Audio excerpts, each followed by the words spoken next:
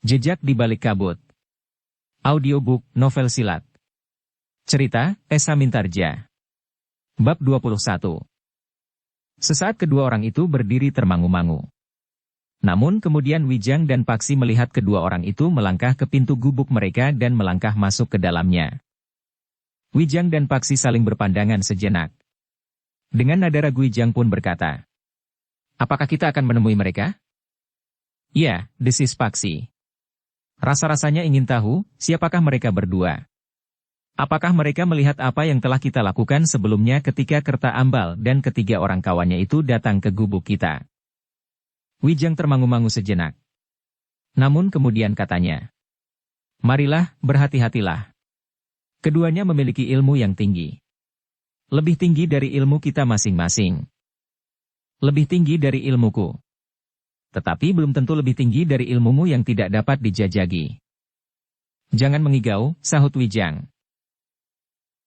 Paksi mengerutkan dahinya. Namun ia tidak menjawab lagi. Keduanya pun kemudian telah bangkit berdiri. Dikibaskannya pakaiannya yang kotor dan basah oleh embun yang lekat di dedaunan dan rumput alang-alang.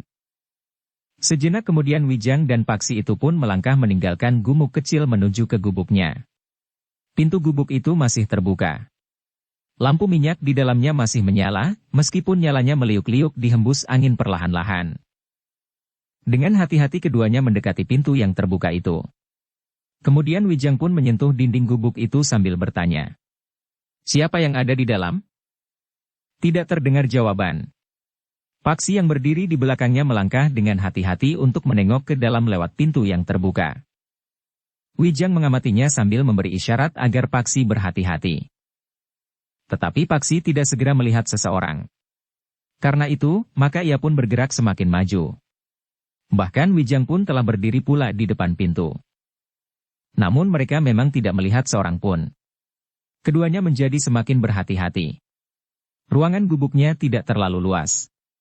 Tidak ada dinding penyekat. Karena itu, jika ada orang di dalamnya, maka satu-satunya tempat untuk melindungi dirinya adalah justru melekat dinding di sebelah menyebelah pintu.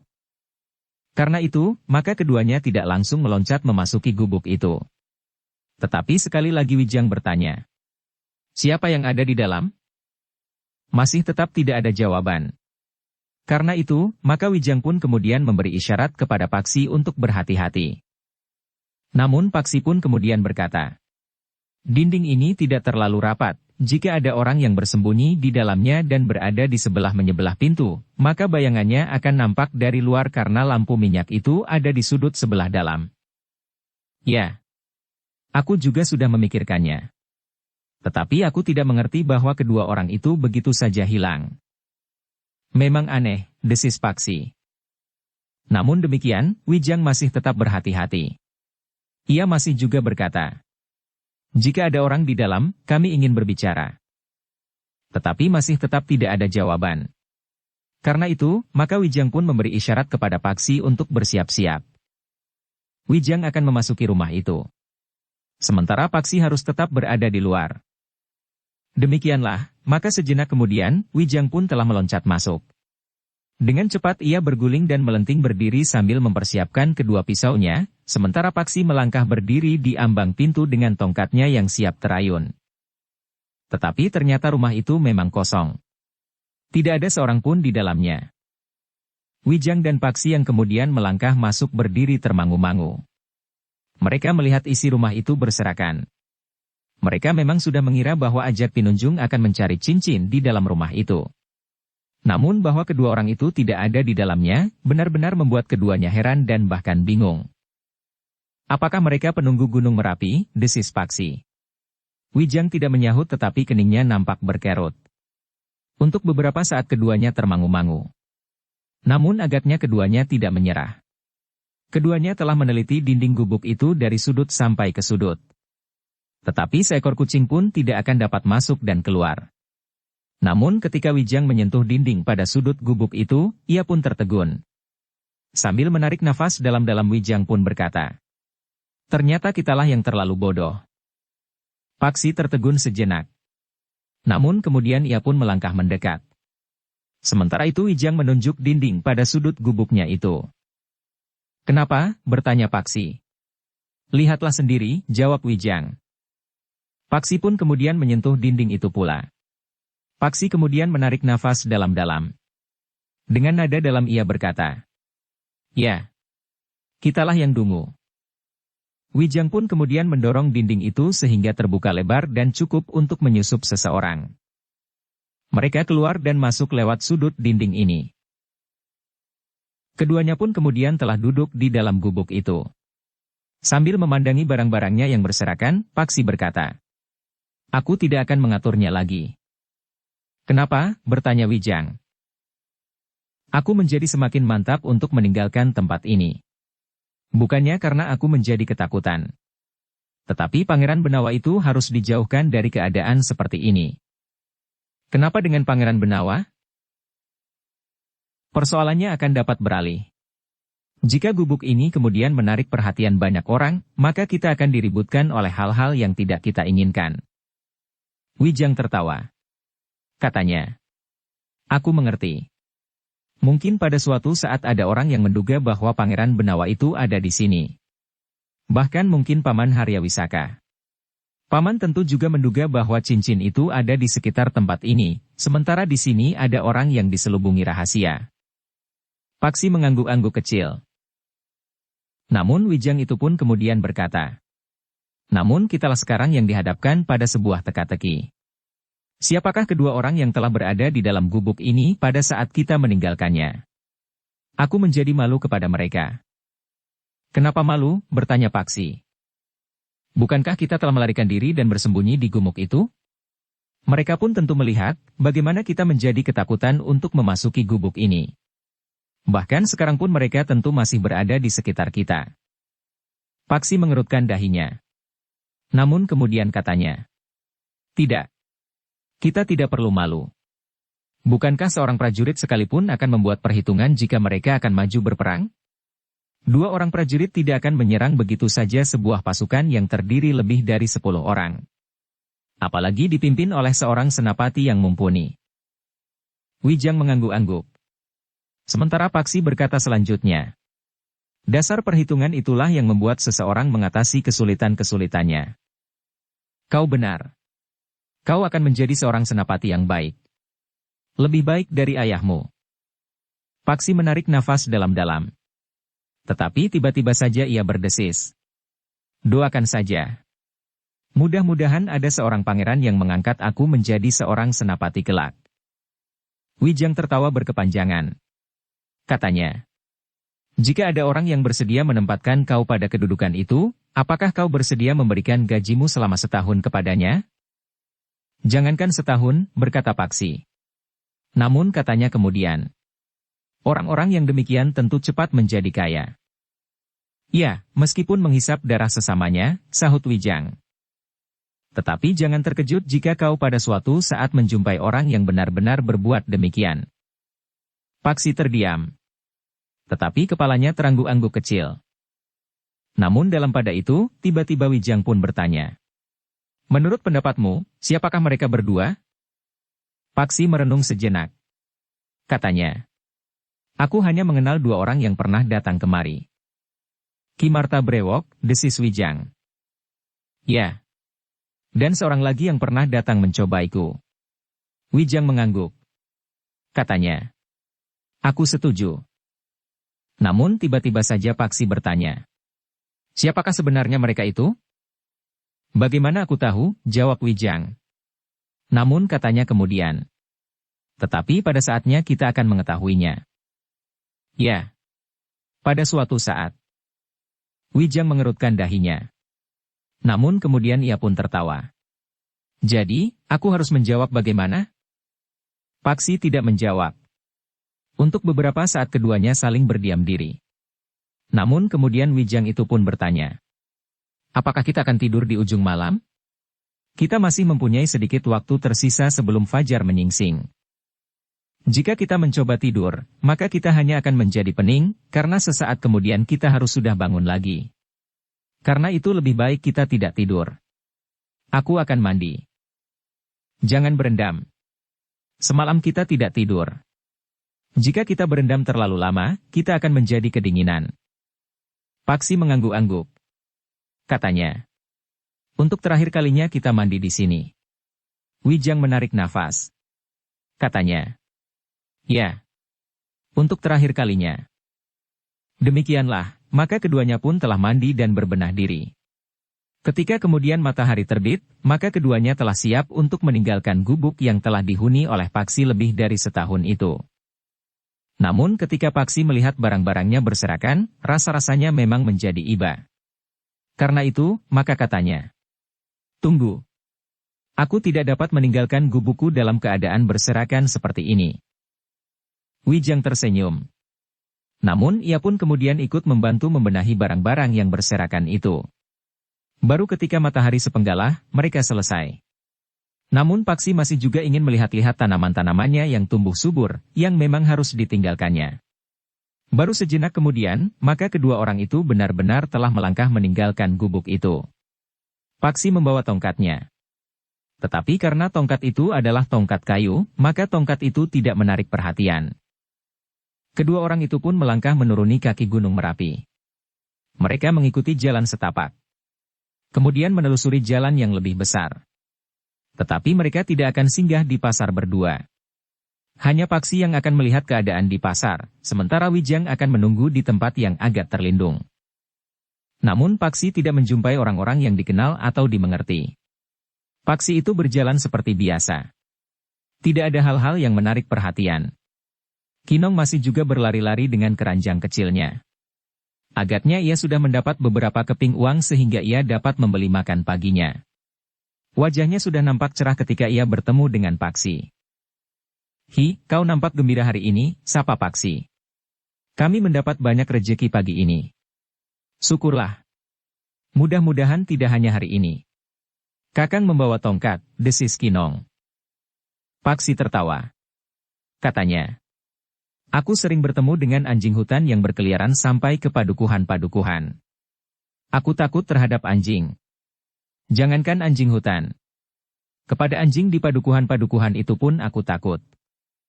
"Tetapi biasanya Kakang tidak membawa tongkat," berkata Kinong. "Aku akan pergi ke rumah pamanku. Rumahnya agak jauh, sehingga aku harus berjalan melalui lorong sempit di pinggir padang perdu. Di gerumbul-gerumbul dan semak-semak hidup banyak anjing hutan. Bukankah anjing hutan itu sangat berbahaya, Kakang? Menurut orang-orang tua, anjing hutan itu hidupnya bergerombol-gerombol. Ya itulah sebabnya aku membawa tongkat." Kinong tidak bertanya lagi. Namun Paksilah yang kemudian berkata, "Karena aku akan pergi ke rumah paman, maka mungkin untuk waktu yang agak lama aku tidak akan mengunjungi pasar ini." Kinong mengerutkan dahinya. Namun kemudian katanya, "Tetapi bukankah kelak Kakang akan datang lagi ke pasar ini?" "Ya. Jika aku sudah pulang dari rumah pamanku, maka aku tentu akan sering datang ke pasar ini lagi." Kinong mengangguk-angguk. Katanya, "Pasar ini semakin menakutkan." "Kenapa?" "Kadang-kadang ada orang-orang yang berkeliaran dengan membawa senjata. Kadang-kadang ada di antara mereka yang mengambil barang-barang di pasar ini tanpa membayar. Bahkan kadang-kadang barang-barang yang berharga. Sementara itu, Warija, orang yang diserahi tanggung jawab atas pasar ini, tidak berani mengambil tindakan apa-apa." "Apakah hal seperti itu sering terjadi?" "Sering, Kakang. Aku sendiri memang tidak pernah dirugikan. Tetapi jika karena ketakutan pada suatu saat pasar ini ditutup, maka aku tidak akan dapat mencari makan lagi di sini." "Ah," desah Paksi. "Sumber pekerjaan tidak hanya di pasar ini. Di mana-mana ada kerja.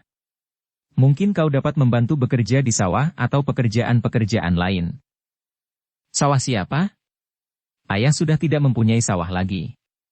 Semuanya sudah habis untuk judi. Yang tinggal hanyalah istri dan anak-anaknya. Aku benci kepada ayah." "Jangan begitu, Kinong. Kau tidak boleh benci kepada ayahmu. Kau harus menghormatinya. Tanpa ayahmu kau tidak akan pernah ada di bumi ini." "Ibu juga berkata begitu, Kang. Tetapi aku lebih baik tidak mempunyai seorang ayah daripada ayah yang satu itu." "Kau tidak dapat memilih seorang ayah, Kinong. Baik-baiklah terhadap ayahmu, apapun yang dilakukannya. Berdoalah agar pada suatu saat ayahmu dapat berubah. Kinong terdiam. Sementara itu, Paksi pun bertanya. Tetapi bukankah hari ini tidak ada orang-orang yang menakutkan itu? Tidak, Kakang. Kemarin? Juga tidak. Kinong mengingat-ingat. Katanya. Bukankah kemarin Kakang juga ada di pasar ini? Ya. Ya. Kemarin juga tidak ada. Maka aku tentu akan sering datang ke pasar ini lagi. Nah, mudah-mudahan orang-orang itu tidak datang lagi kemari. Bukan hanya kemarin dan sekarang. Tetapi juga besok, besok lusa dan seterusnya. Mudah-mudahan, Kakang, jawab Kinong. Paksi mengusap kepala Kinong. Kemudian ia pun mengambil beberapa keping uang dan diberikannya kepada Kinong. Kinong terkejut. Tetapi sebelum Kinong bertanya, Paksi sudah mendahuluinya berkata, "Jangan bertanya apa-apa. Kau dapat menambah tabunganmu dengan uang itu. Bukankah kau masih menabung?" "Iya, Kakang." Kinong mengangguk. "Baiklah. Aku minta diri. Katakan kepada biungmu bahwa aku akan pergi untuk beberapa pekan." Kinong mengangguk. Namun kemudian Paksi pun berkata, "Nah, itu ada orang memanggilmu. Mudah-mudahan rezeki banyak, Kinong." "Terima kasih, Kakang." "Terima kasih." Kinong pun kemudian berlari meninggalkan Paksi yang termangu-mangu. Dalam pada itu, Paksi pun sempat singgah pada penjual nasi tumpang, penjual dawet, pandai besi dan orang-orang yang dikenalnya yang lain. Penjual garam dan ikan yang diasinkan sempat bertanya, "Kau akan pergi kemana, Cah Bagus?" "Menengok pamanku, Bibi." "Agak jauh. Kau akan kembali, kan?" "Ya, Bibi." "Bahaya, Kakang. Aku sudah terlanjur berkata kepada anak gadisku bahwa kau akan aku ambil menantu." "Ah, Bibi ini ada-ada saja. Aku kan tidak dapat berbuat apa-apa. Selain itu juga tidak punya apa-apa kecuali tongkat ini. Kau anak yang baik, Ger. Kalau kau menjadi menantuku, kau dapat membantu berjualan di pasar. Aku tidak harus mencari tenaga untuk mengusung garam, ikan asin dan barang-barang dagangan yang lain." Paksi tertawa. Katanya, "Bibi dapat mengambil menantu seorang anak muda yang lebih baik dari aku. Apalagi anak gadis Bibi itu adalah gadis yang cantik. Bukankah gadis itu yang sering ikut berjualan di sini?" "Ya. Anak gadisku sering ikut membantu aku berjualan di sini. Hampir setiap hari pasaran ia ada di sini. Sampaikan salamku kepadanya, Bibi. Tetapi aku tidak pantas untuk menjadi jodohnya." "Kau terlalu merendah," berkata penjual garam dan ikan asin itu. Namun Paksi pun kemudian telah mohon diri. "Kau akan pergi kemana, anak muda?" bertanya penjual empon-empon di sebelah penjual garam itu. Seperti kepada yang lain, Paksi pun minta diri pula kepada penjual empon-empon dan ramuan jamu itu. Namun perempuan penjual jamu itu kemudian berbisik. "Hi, kau tahu gadis yang mana anak penjual garam itu? Yang sering ikut berjualan di sini itu, kan? Ada 2 orang gadis yang sering membantu berjualan di pasar ini." Paksi termangu-mangu. Sementara penjual empon-empon itu berbisik. Anaknya bukan yang langsing dan cantik itu. Itu adalah kemenakannya. Jadi, yang seorang lagi. Ah, untung kau belum menyatakan kesediaanmu menjadi menantunya. Ditambah lagi, gadis itu angkuhnya bukan main. Manja dan tidak tahu diri. Ia memang merasa cantik sekali, sebagaimana ibunya menilainya." Paksi menarik nafas dalam-dalam. Katanya, "Untunglah aku belum dengan serta-merta menyatakan kesediaanku." Penjual empon-empon itu tertawa. Namun tiba-tiba saja penjual garam itu berteriak. "Apa yang kau tertawakan?" Penjual empon-empon itu pun berteriak pula. "Anak ini tidak mau makan kencur. Padahal hampir semua orang suka beras kencur." Penjual garam itu mengerutkan dahinya. Namun ia pun kemudian tidak menghiraukannya lagi.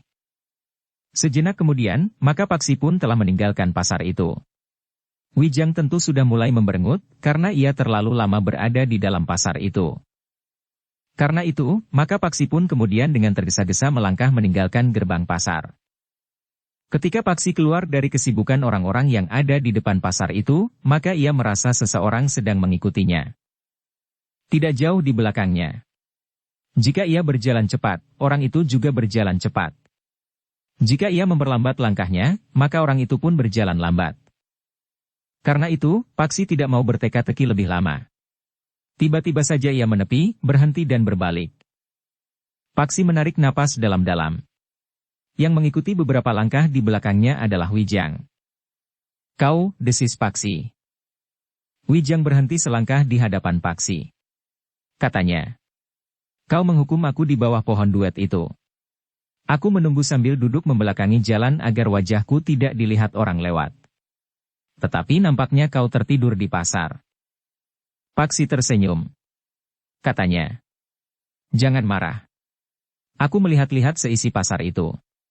Aku tidak ingin ada yang terlampaui, justru orang-orang yang seharusnya mendapat perhatian kita. Selebihnya, aku bertemu dengan Kinong dan penjual nasi tumpang." "Kau makan nasi tumpang?" "Tidak. Aku hanya memberitahukan kepada Kinong bahwa untuk beberapa pekan aku tidak akan datang ke pasar ini. Aku menunggu sampai tertidur. Nah, sekarang kita lanjutkan perjalanan. Kau harus singgah dan berhenti sebentar di bawah pohon duet itu."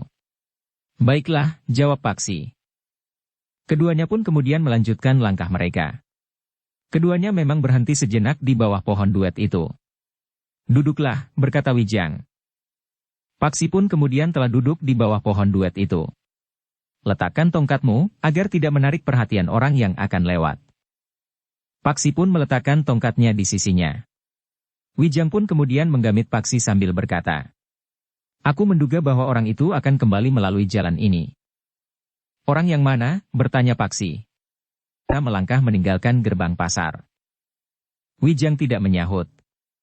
Namun ketika Paksi memandang ke arah pandangan Wijang, maka agak jauh dari tempat mereka duduk, nampak kedai yang berada di ujung jajaran kedai di depan pasar itu. Dengan mempertajam penglihatannya, maka Paksi dapat melihat dengan jelas kedai itu. Siapakah yang berada di kedai itu? Dua orang yang tentu dari lingkungan perguruan yang mengadakan pertemuan itu.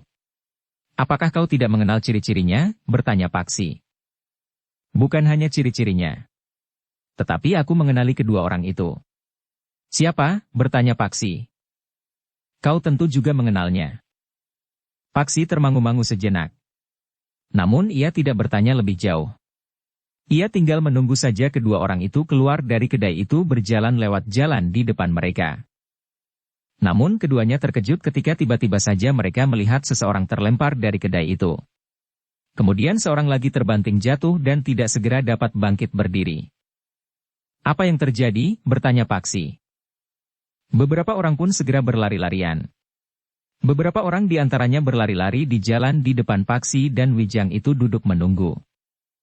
"Suasana menjadi buruk," desis Wijang. "Nampaknya memang demikian. Agaknya kita pun lebih baik menyingkir." Demikianlah. Maka Paksi dan Wijang pun ikut pula bersama orang-orang yang melarikan diri dan bersembunyi di celah-celah tanaman pepohonan perdu di tanggul parit atau meloncat memasuki halaman rumah sebelah menyebelah yang dinding halamannya tidak terlalu tinggi. Paksi dan Wijang pun ikut meloncati dinding halaman dan bersembunyi di balik tanaman yang ada di dalamnya. Beberapa saat mereka menunggu. Suasananya dicengkam oleh keheningan yang tegang.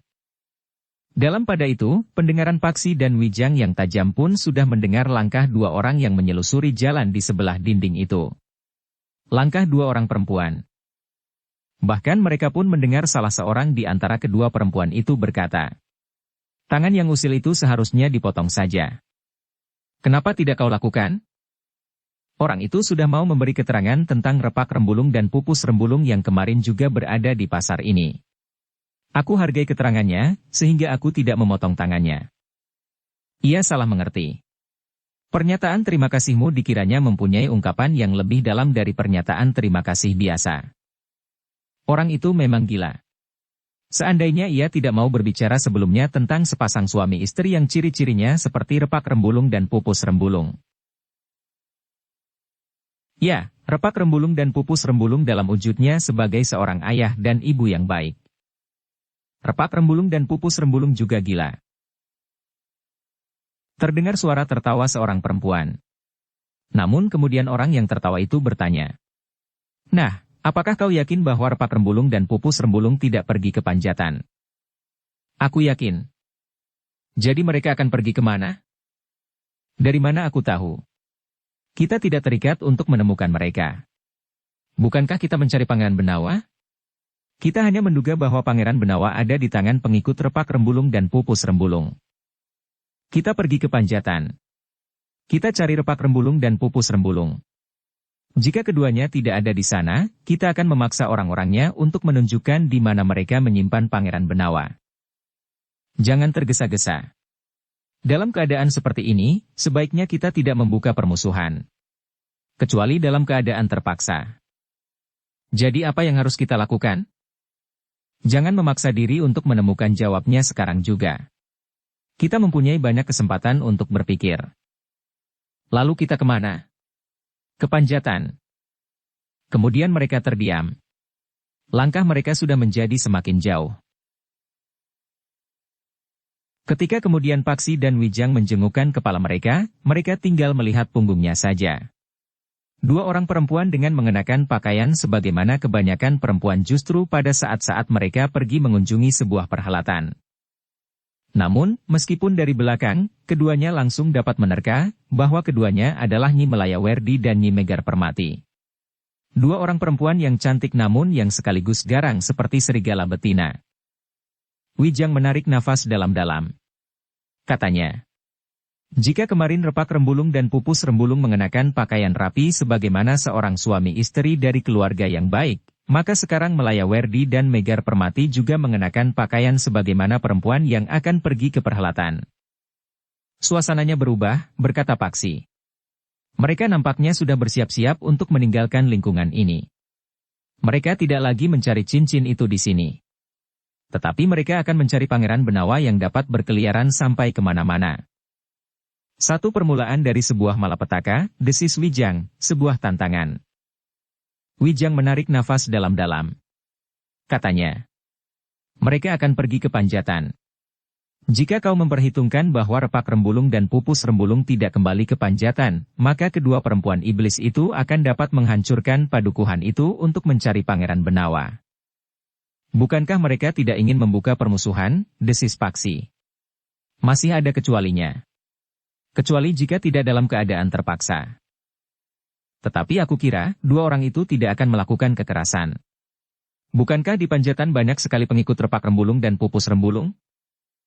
Wijang mengangguk-angguk. Katanya, "Ya, aku kira Nyi Melayawerdi dan Nyi Megar Permati tidak sedang mabuk sehingga mereka akan membuka benturan kekerasan. Menilik cara mereka berpakaian, mereka memang tidak sedang mencari perkara." Keduanya pun terdiam.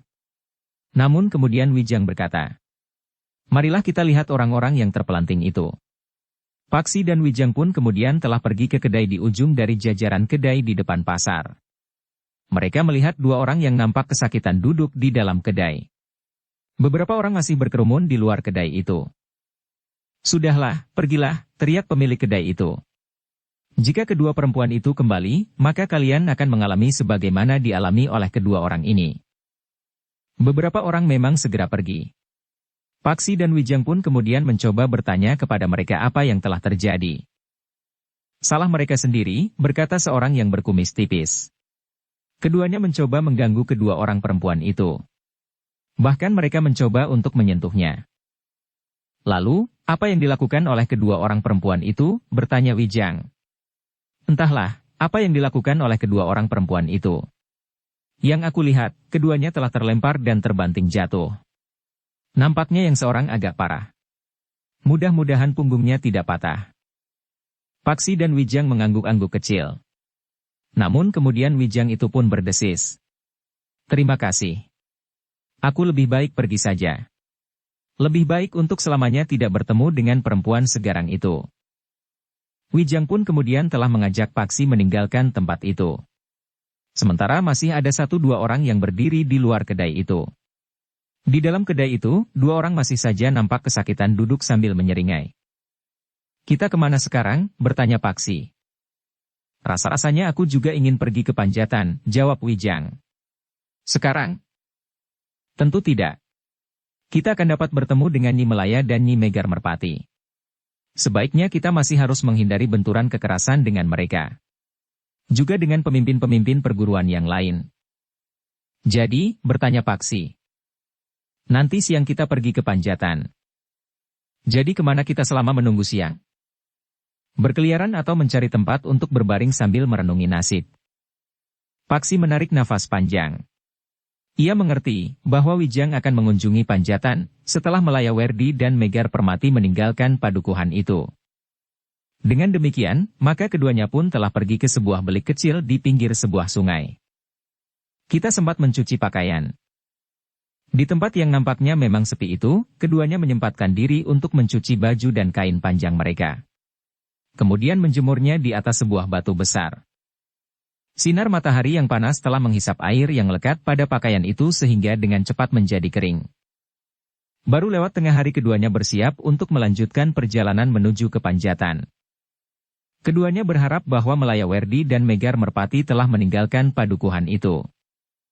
Kita tidak akan membuat keributan, kecuali jika terpaksa. Mungkin kita bertemu dengan kedua perempuan itu, tetapi mungkin para pengikut Repak Rembulung dan Pupus Rembulung. Atau bahkan Repak Rembulung dan Pupus Rembulung sendiri yang ada di padukuhan itu, berkata Wijang. Paksi hanya mengangguk-angguk saja. Demikianlah, maka keduanya pun melangkah terus menuju ke Panjatan. Meskipun jantung mereka menjadi berdebar-debar, tetapi mereka berketetapan hati untuk pergi ke padukuhan itu. Debar di jantung mereka itu telah membuat mereka lebih banyak diam. Apalagi ketika mereka sudah melihat pintu gerbang padukuhan. Wijang memandang padukuhan itu dari ujung sampai ke ujung sambil berdesis. Hati-hatilah. Kita tidak tahu apa yang tersembunyi di dalam padukuhan itu. Mungkin Melayawerdi dan Megar Permati. Mungkin Repak Rembulung dan Pupus Rembulung. Paksi mengangguk-angguk, dipeganginya tongkatnya erat-erat seakan-akan seorang akan merebut dari tangannya. Ketika mereka sampai ke pintu gerbang padukuhan, mereka berhenti sejenak untuk mengamati suasana.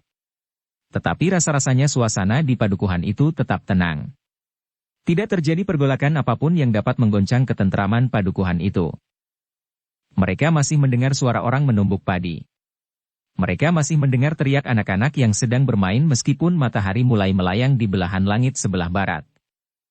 4 orang anak tengah bermain bentik di tengah-tengah jalan padukuhan. Wijang dan Paksi memang merasa ragu. Namun kemudian mereka pun melangkah memasuki padukuhan itu. Anak-anak yang bermain bentik itu terhenti sejenak, mereka pun menepi, memberi jalan kepada Wijang dan Paksi. Demikian Wijang dan Paksi lewat, maka anak-anak itu segera mulai bermain lagi. Tidak ada kesan apapun kepada keempat anak itu terhadap orang-orang yang dianggap asing di padukuhan itu ketika mereka melangkah semakin dalam, maka mereka berpapasan dengan laki-laki muda yang membawa sekeranjang rumput di atas kepalanya. Tetapi laki-laki itu pun tidak menghiraukan Wijang dan Paksi yang termangu-mangu. Apa sebenarnya yang ada di padukuhan itu, desis Paksi. Tanggapan orang-orang padukuhan ini terhadap orang yang mereka anggap asing telah berubah sama sekali, sahut Wijang. Ya. Mereka tidak segarang saat kita memasuki padukuhan ini untuk pertama kali. Apakah padukuhan ini memang berubah, atau kita yang berubah, gumam Wijang kemudian. Paksi mengangguk-angguk, tetapi ia tidak menyahut. Sebenarnya lah ketika keduanya berjalan di sepanjang jalan padukuhan, maka orang-orang yang berpapasan sama sekali tidak menghiraukan mereka. Sama seperti padukuhan-padukuhan yang lain. Tidak ada kecurigaan. Tidak ada sikap permusuhan. Aneh, desis Paksi. Namun Wijang pun kemudian berdesis. Aku dapat menduga sebabnya. Hanya menduga. Aku tidak tahu, apakah dugaanku ini benar atau salah. Apa? Bertanya Paksi. Orang-orang padukuhan ini menjadi garang jika Repak Rembulung dan Pupus Rembulung ada di sini. Tetapi jika keduanya pergi, maka sikap mereka pun kembali ke dalam kewajaran sikap dan kepribadian mereka masing-masing. Mungkin masih ada yang garang, tetapi pada umumnya mereka akan melepaskan segala kecurigaan karena mereka tidak sedang melindungi keselamatan 2 orang yang mereka anggap sangat penting, berkata Wijang dengan ragu. Paksi mengangguk-angguk. Katanya. Ya. Agaknya memang demikian. Kita dapat mengambil kesimpulan bahwa repak rembulung dan pupus rembulung tidak ada di padukuhan ini sekarang. Untuk beberapa lama keduanya berjalan di jalan di sepanjang jalan padukuhan. Mereka memang tidak merasakan suasana yang lain dari suasana di kebanyakan padukuhan. Dengan demikian mereka pun berkesimpulan bahwa kehadiran Nyi Melayawerdi dan Nyi Megar Permati di padukuhan itu juga tidak menimbulkan gejolak. Ketika keduanya bertemu dengan 3 orang remaja yang memanggul sebatang bambu, maka Wijang pun bertanya, "Adi, apakah kau melihat kedua orang bibiku yang tadi berkunjung kemari?" Ketiga orang remaja itu termangu-mangu sejenak, sementara Wijang menjelaskan, "Bibiku merencanakan untuk mengunjungi padukuhan ini. Apakah kalian melihatnya?" 2 orang perempuan dengan pakaian bagus, bertanya salah seorang dari ketiga orang remaja itu. "Ya." Paksi menyahut dengan serta-merta. "Aku melihat mereka tadi." "Di mana?" "Nampaknya mereka telah pergi." Wijang mengangguk-angguk. Katanya, "Terima kasih." Ketiga orang remaja itu termangu-mangu sejenak. Sementara Wijang mengusap kepala salah seorang dari mereka sambil bertanya, "Untuk apa bambu itu?" "Kami sedang membuat egrang." "Oh, hati-hati bermain egrang. Jika ujung jari kakimu terinjak, maka kukunya akan dapat terlepas." "Ah, tidak pernah ada di antara kami yang menginjak kaki kawannya," jawab seorang di antara mereka. Wijang tertawa. Katanya, "Mudah-mudahan memang tidak akan mudah terjadi." Ketiga orang remaja itu termangu-mangu. Sementara Wijang pun berkata, "Kami minta diri. Kami sedang mencari bibi kami." Ketiganya mengangguk kecil. Tetapi mereka tidak menjawab. Wijang dan Paksi pun kemudian meninggalkan padukuhan itu. Mereka berkesimpulan bahwa repak rembulung dan pupus rembulung memang sedang tidak berada di padukuhan itu. "Sekarang, kita akan pergi kemana?" bertanya Paksi. "Bukankah kita tidak mempunyai tujuan? Kita berjalan saja ke selatan, menuruni kaki Gunung Merapi. Mungkin kita akan sempat melihat-lihat keadaan alas Mentaok. Satu daerah yang luas yang dijanjikan akan diberikan kepada Ki Ageng Pemanahan oleh Ayahanda Sultan." "Menarik sekali." Paksi mengangguk-angguk. "Mendahului Ki Ageng Pemanahan, kita akan melihat-lihat isi dari alas Mentaok. Pada suatu saat, Ki Gede Pemanahan dan barangkali juga Kakang Mas Sutawijaya yang bergelar Mas Ngabehi Loring Pasar, akan membuka hutan yang masih gelap itu." "Satu kerja yang sangat berat," desis Paksi. "Ki Penjawi mendapat bagian yang lebih baik," desis Wijang. Paksi mengangguk-angguk, sementara Wijang berkata, "Pati sudah lebih dahulu menjadi ramai." "Kapan kita melihat Pati?" bertanya Paksi. Wijang menarik nafas panjang. Katanya, "Aku tidak ingin pergi ke Pati. Ada beberapa orang Pajang yang ikut Ki Penjawi ke Pati. Ada di antara mereka yang akan dengan mudah mengenali aku, meskipun orang-orang itu tidak berniat buruk, tetapi aku akan kehilangan sesuatu dengan pengenalan itu. Seperti Ki Rangga Suraniti yang akan dengan mudah mengenalmu. Untunglah bahwa aku tidak dengan sengaja menemuinya. Ternyata ada sesuatu yang perlu mendapat perhatian khusus pada Ki Rangga Suraniti. Salah seorang prajurit pilihan yang mendapat banyak kepercayaan itu." "Wijang," berkata Paksi dengan tiba-tiba, "apakah kita dapat menemui Panglima Pasukan Pajang di Jati Anom dan memberikan keterangan tentang Ki Rangga Suraniti? Mereka tidak akan dengan mudah mempercayai kita. Sementara itu, aku tidak akan dapat melanjutkan pengembaraan ini. Aku akan ditangkap dan dikembalikan ke istana." Paksi menarik nafas dalam-dalam. Sejenak ia merenung. Namun kemudian ia pun bertanya, "Apakah pernah kau pergi ke Kembang Arum?" Wijang termangu-mangu sejenak. Ia pernah mendengar cerita Paksi tentang seorang gadis yang menjadi anak angkat repak rembulung dan pupus rembulung. Dengan nada rendah Wijang itu bertanya, "Apakah kau berniat untuk menemui gadis itu sekaligus menemui repak rembulung dan pupus rembulung?" Paksi tersenyum. Katanya, "Tidak. Aku tidak ingin menemui repak rembulung dan pupus rembulung. Ada kemungkinan bahwa repak rembulung dan pupus rembulung telah pergi ke Kembang Arum untuk menemui anak gadisnya itu?" Wijang mengerutkan dahinya. Ia mengingat-ingat cerita Paksi tentang gadis yang pernah ditolongnya itu. Dengan ragu ia bertanya, Apakah Repak Rembulung dan Pupus Rembulung tahu bahwa anak gadisnya telah berada di kembang arum bersama pemomongnya yang sebenarnya adalah ibunya sendiri itu? Paksi pun mengingat-ingat pula. Katanya, mungkin Repak Rembulung dan Pupus Rembulung belum mengetahuinya. Gadis itu meninggalkan rumahnya setelah Repak Rembulung dan Pupus Rembulung pergi. Apakah kau akan mencoba melihatnya? Jika keduanya ada di kembang arum, niat kita akan kita batalkan. Bagaimana caranya kita dapat mengetahui bahwa Repak Rembulung dan Pupus Rembulung ada di kembang arum atau tidak? Jika perlu kita akan mengintai rumah gadis itu sehari semalam. Jika keduanya ada di rumah itu, maka mereka atau salah seorang dari mereka tentu akan pernah keluar dan turun ke halaman selama 1 hari 1 malam itu. Paksi tertawa. Namun sebenarnya ia memang ingin pergi ke kembang arum. Menurut perhitungannya, maka Repak Rembulung dan Pupus Rembulung akan pulang dahulu ke rumahnya. Baru ketika ia mengetahui bahwa anaknya tidak ada, maka ia akan mencarinya. Mungkin ke kembang arum. Nah, kita ambil saja keputusan. Kita pergi ke kembang arum, berkata Wijang kemudian. Baiklah, sahut Paksi kemudian. Aku menurut saja. Tiba-tiba saja langkah Wijang terhenti, sehingga Paksi pun harus berhenti pula. Dengan nada tinggi Wijang berkata, kau harus menjawab. Setuju atau tidak setuju? Bukan hanya sekedar menurut. Kau harus ikut bertanggung jawab atas keputusan ini. Baik, aku setuju sekali. Nah, dengan demikian, jika terjadi sesuatu atas diri kita, maka kau tidak dapat membebankan tanggung jawabnya kepadaku sendiri. Marilah, berkata Paksi. Tidak usah merajuk seperti itu. Bukan sekedar merajuk. Tetapi ada kemungkinan kau ditangkap oleh Repak Rembulung dan Pupus Rembulung. Lebih pahit lagi jika kau ditangkap oleh Nyi Melaya Werdi dan Nyi Megar Permati yang sedang berusaha mengikuti Repak Rembulung dan Pupus Rembulung. Baik. Kita akan mempertanggungjawabkan bersama. Nah, kau tidak akan menyalahkan aku jika kau besok berada di kerangkeng dalam sarang Nyi Melaya Werdi dan Nyi Megar Permati. Nama itu mirip dengan nama pemomong yang sebenarnya adalah Ibu Kemuning itu sendiri.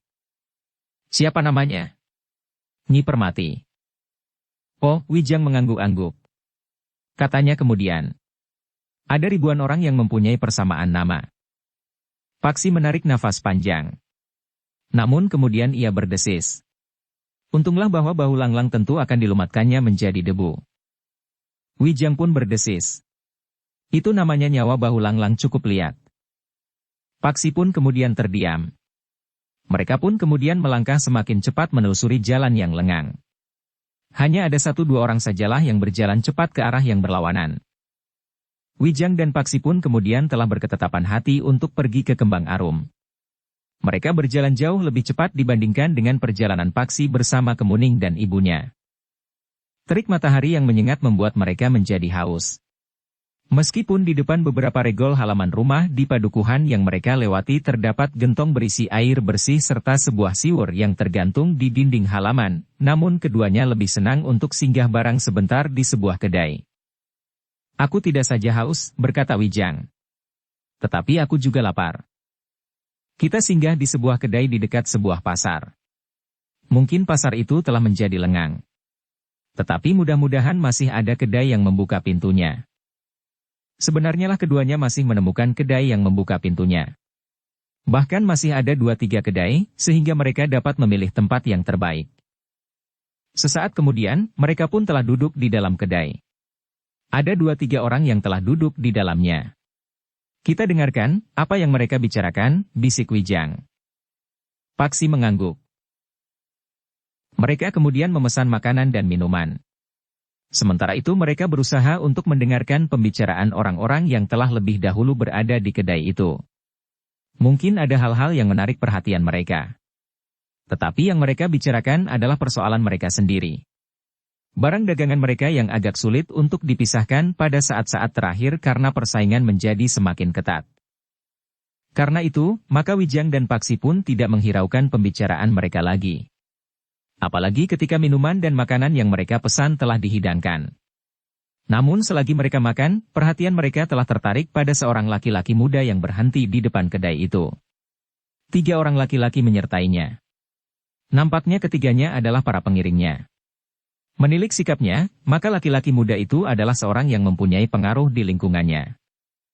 Apalagi ketika penilik kedai itu dengan tergesa-gesa menyongsongnya. Sambil membungkuk hormat, pemilik kedai itu mempersilahkan laki-laki muda itu untuk masuk ke dalam kedainya. Tetapi laki-laki muda itu kemudian bertanya, "Apakah kedua perempuan itu tidak ada di kedai ini?" Pemilik kedai itu termangu-mangu.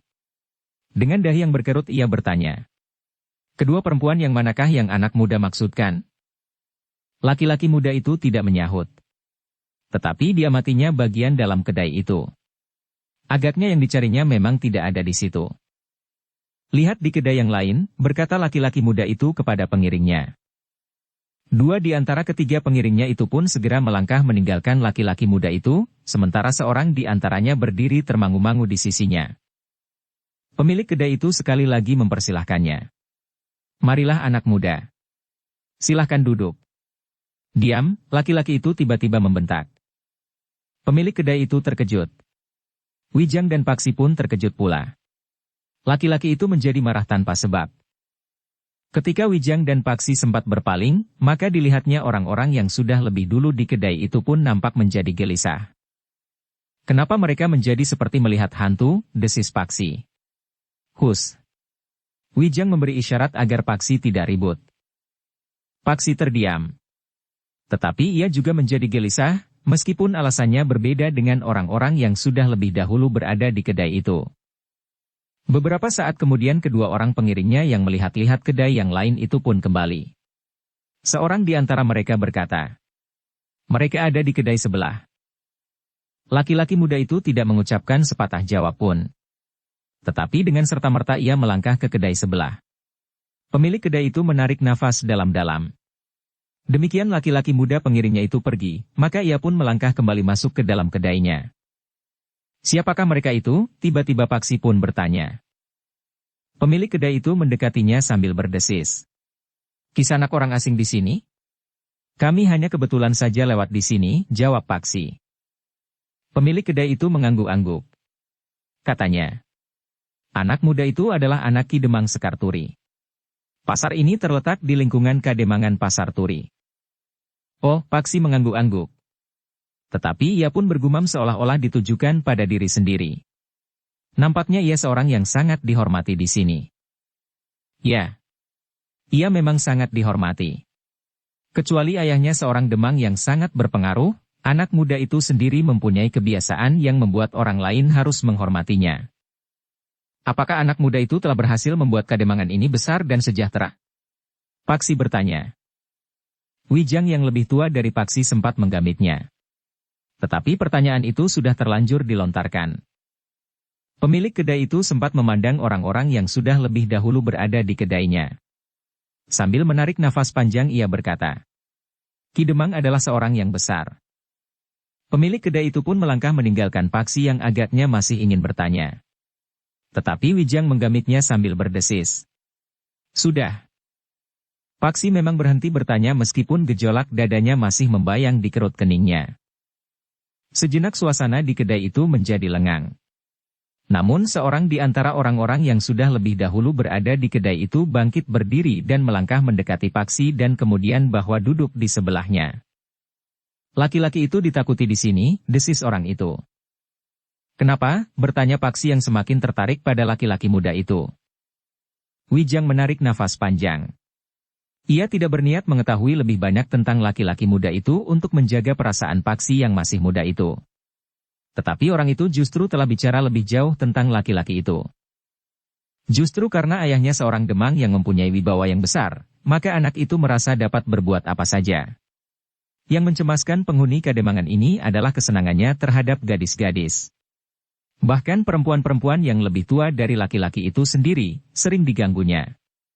Ia tidak peduli apakah perempuan itu sudah bersuami atau belum. Dahi Paksi berkerut semakin dalam. Dengan nada tinggi ia bertanya. Selama itu tidak ada orang pernah menegurnya. Ki Jagabaya atau Ki Demang itu sendiri? Anak itu manja. Aku sendiri bukan penghuni Kademangan ini. Karena itu, aku dapat berbicara lebih bebas tentang laki-laki muda itu. Tetapi sebenarnya pemilik kedai itu pun ingin berbicara sebagaimana aku katakan ini. Tetapi karena ia penghuni kademangan ini, maka ia lebih senang berdiam diri. Orang itu terdiam sejenak. Ketika pemilik kedai itu memandang orang yang sedang bercerita kepada Paksi itu, orang itu pun tersenyum sambil bertanya. Bukankah begitu? Pemilik kedai itu berpaling sambil berdesis. Bercerita atau tidak, itu urusanmu. Orang yang duduk di sebelah Paksi itu pun bercerita lebih lanjut. Tadi ada dua orang perempuan yang masuk ke dalam kedai sebelah. Dua orang perempuan cantik dengan pakaian yang rapi dan menarik. Aku tidak tahu siapakah mereka, karena agaknya baru kali ini ia singgah di sini. Nah, agaknya anak Ki Demang ini atau pengiring-pengiringnya yang sering mencari muka, melihatnya. Jika tidak ada orang yang menyelamatkan, kedua perempuan itu akan bernasib malang.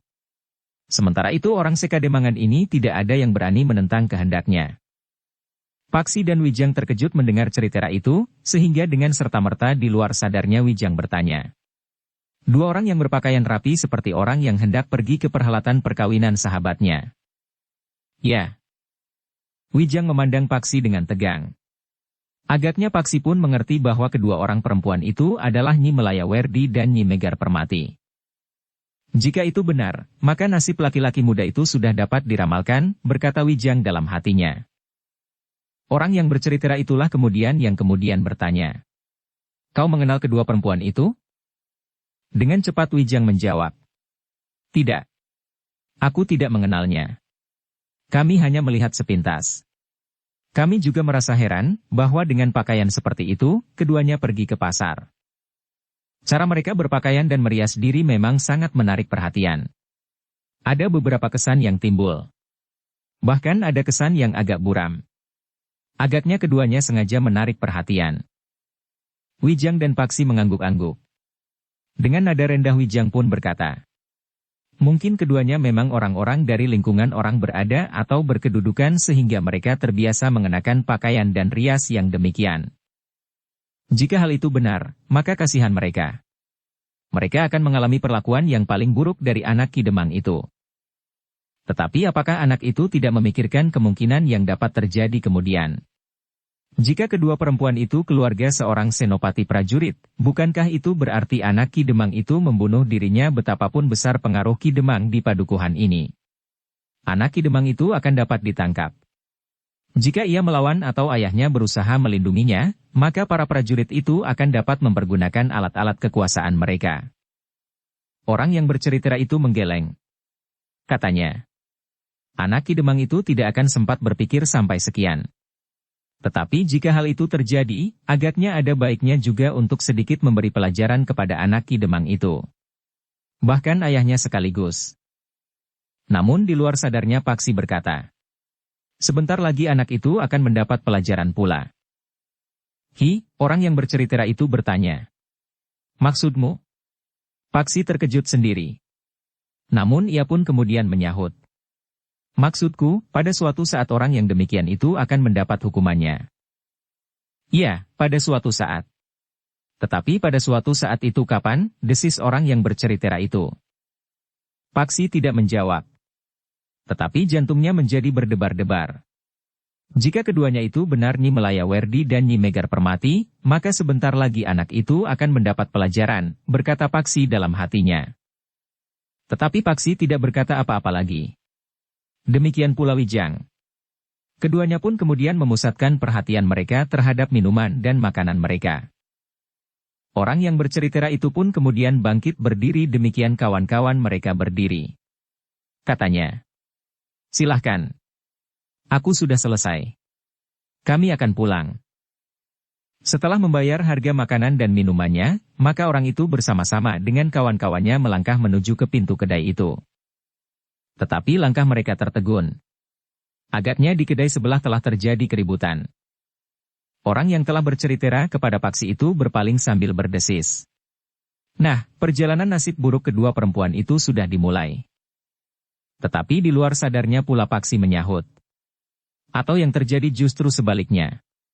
Anak itu akan mendapat sedikit pelajaran dari kedua orang perempuan itu. Orang itu termangu-mangu. Namun kawan-kawannya pun menggamitnya. Seorang di antara mereka berkata, Aku tidak berurusan dengan peristiwa apapun yang terjadi di sini. Bersambung ke bab 22. Dukung kami dengan subscribe, follow, like, komen dan share. Terima kasih.